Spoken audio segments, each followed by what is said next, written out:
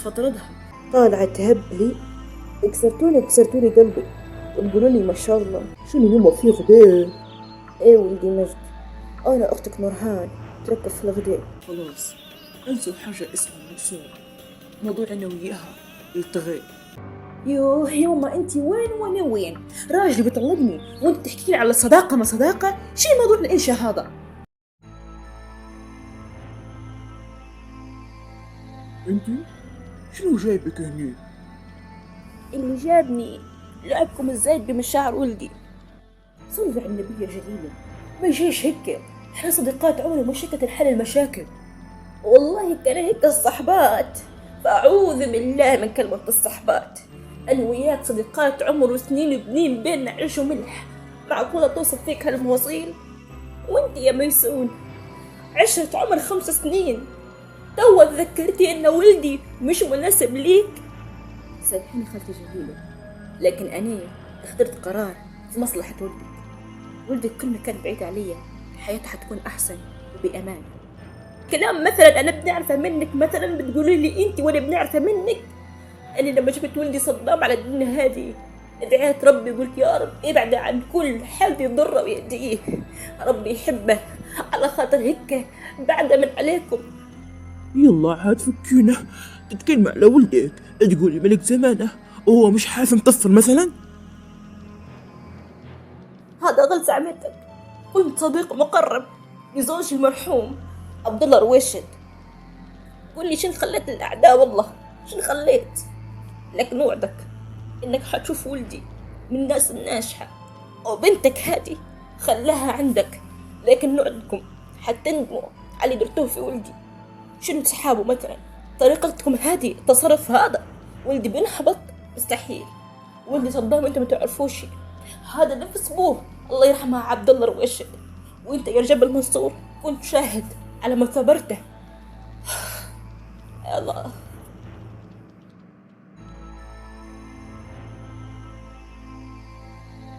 اخر امر في الدنيا هو انت ماما. كلمي ابوي يوقف العرس. انا مش راضيه اني نتزوج من شخص من عرفاش. احمد حنشوفه عدو، ما تخليش يظلمني يا ماما. كلمي ينهي موضوع زواجي منه. مستحيل، انسي الموضوع خلاص، زواجك من احمد تم، وها هو شويه وتمشي انت وامه لحوشك وتسافروا. رجاء انت صدام وعيلته وابدي حياتك من اول وجديد. بعدين انت كان يهمك صدام، لك ما سمعتيش كلام بوك، لك درتي اي حاجه، ممكن تكون تصرفتي اي تصرف، لكن انك تتخلي على صدام هذا اكبر دليل انك ما حبتي ولا عمرك حبيتي. امسح دموعك احسن ما مكياجك يخرب، وهي بالك. ماما اليوم نسيت معلومه ان اليوم عرس ميسون. الله طفي يا بنتي، هذه امتى انفصلت من ولدي، هذا تقرر انها تتزوج، اقسم بالله انها انسانه خاينه وربي نجى ولدي منها.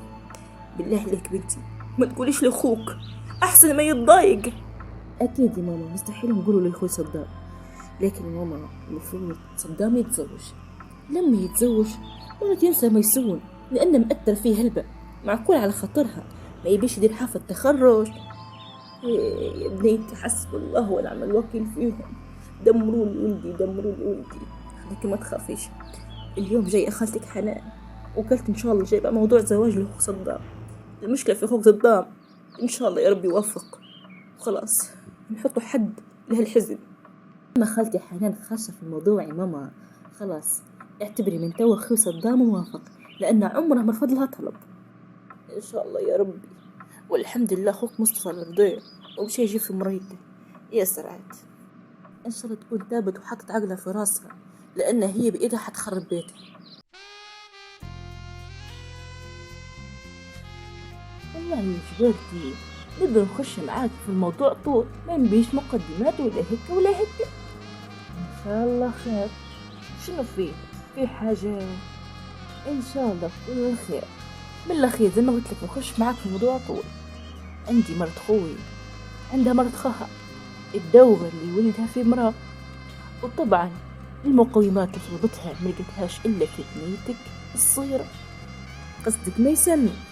لطف خيك يا جوارتي. ما أنا من تكون يعني إذا ما كانتش بنتك ميسة عندك بنت أصغر منها مثلا؟ والله اللي أنا تحمست. والله يا جوارتي هم عيلة الحساب والنسب. هو كيف تخرج مليش يهرب، واليوم مش يستلف الإفادة متاعها، وقالوا إنهم ناويين يفتحوا شركتهم هم عيلة عبد الله الرشيد. تو نشوف بهم ونقول لك. لا حبيبتي تشوفي بهم وتتأكدي تتصلي بي وتأكدي لي وتكلميني، لأن العيلة يصنف اتصال مني. لو موافقين غدوة حيجوا ويشوفوا بنتك، لو عجبتهم إن شاء الله حيكون في نصيب بإذن الله. إن شاء الله إن شاء الله. تو نقول له بوه بيصير له كل خير، وفي النهاية نصيبات الدنيا. صدقتي الدنيا نصيبات، لكن بعون الله يكونوا نصيب بعض.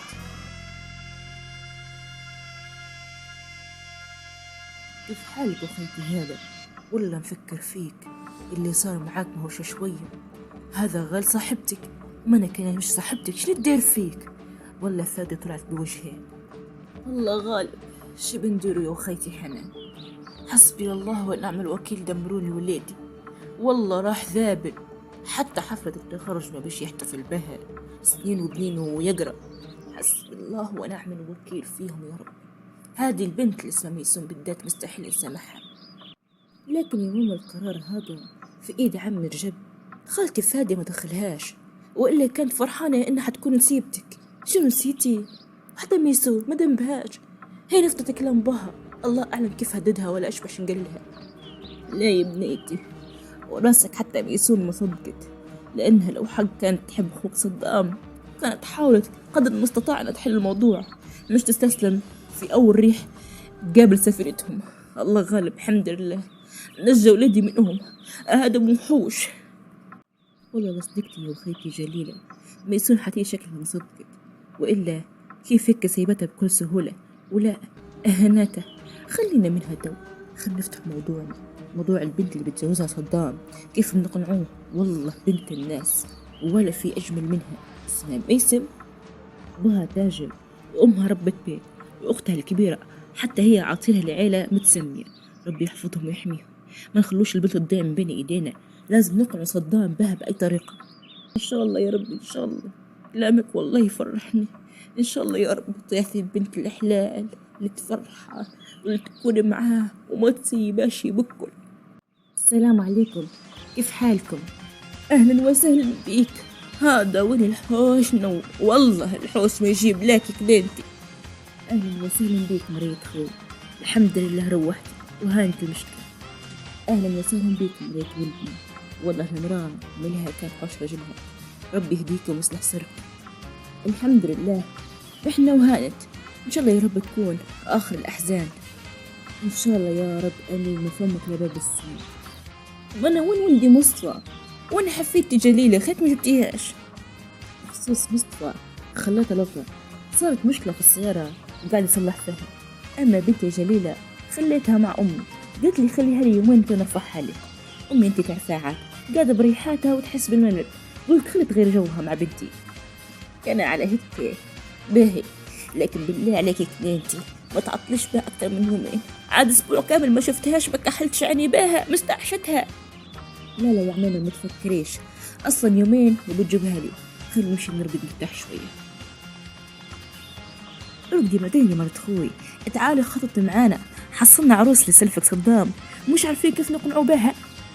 كيف قصدي شني هذا، نغيب اسبوع القدينا مقلوبه، انت حصلت العروس ومن تكون وبنت منو؟ العفو، قصص السلفات بتبدا من توا، حتى البنت قاعده مع ست شحوشنا، خلي تصل تاني سهل. هي تعالي قاعد زي سعاد. كويس والله كلام جميل. باهي عرفتي عرفت منو هذا؟ لحظة بس، عينة منو أيوة، قالت لي عينة عبد الله روشد. الله عليك يا دنيا، عبد الله الرويشد.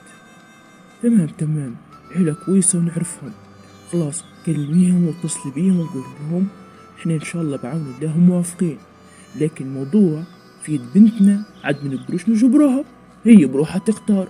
إذا باهي توافق وإذا مش باهي خلاص. مادام على قولتك تعرفها وعلى كويسة غصبا عليها توافق. شني العرسان عليها طابور بلا مش كل يوم بجاه الراجل الكويس. خلي توافق وأصلا حنكلمها ونقولها موافقة. لا يا سناء، الحمد لله احنا منش جهلاء باش نديرو الحركة هذه. بنتك موافقة تمام، مش موافقة كنسل الموضوع، كلميهم وقول هيك ستو. باهي تو كلمهم. لكن انت تو قلت لي انك تعرفهم. انا وين تعرفهم؟ ما عمركش قلت لي انك تعرف حد اسمه عبد الله رواشد حاجة زهادي. واك منكم انتم النسوة احشاشتكم القصقصة. خلاص نعرفوا تم، كلميهم وقول الكلام اللي تفهمنا فيه. طمني يا مجد، كيف حالكم تو؟ كيف حال أمك والعيلة؟ والله عاد شنو نقول لك، الحوش في توتر كبير، وامي متضايقة على اخوي صدام. اخوي صدام من كتر ما متضايق انه زيسون سايبات لدرجة انه باش يحتفل بتخرج بتخانق. قالت لي أختك نورهان إن ميسون تزوجت. يا لطيف، هذه طلعت مكارة كبيرة. لا كان يسمع اخوي صدام يتضايق. إيه حتى أختك نورهان هذا رأيها، وبرأيي زوجوا أخوك صدام لواحد تستاهله، خليه ينسى هالماكر اللي اسمه ميسون. الموضوع حيكون صعب بالنسبة لأخوي، لكن أكيد مش مستحيل.